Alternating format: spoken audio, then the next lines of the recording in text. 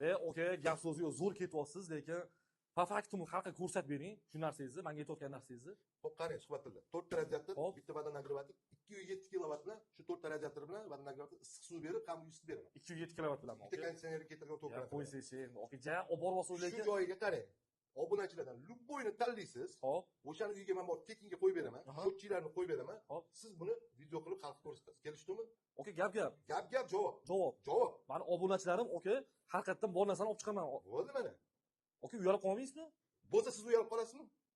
Bo'ldi, Okey. men olib chiqib ko'rsatib Qarang, mana okalar, kommentariyaga o'zingizlarning fikringizni qoldiringlar. Xudo xolisa 12-mart kuni bitta odam aniqlab olamiz.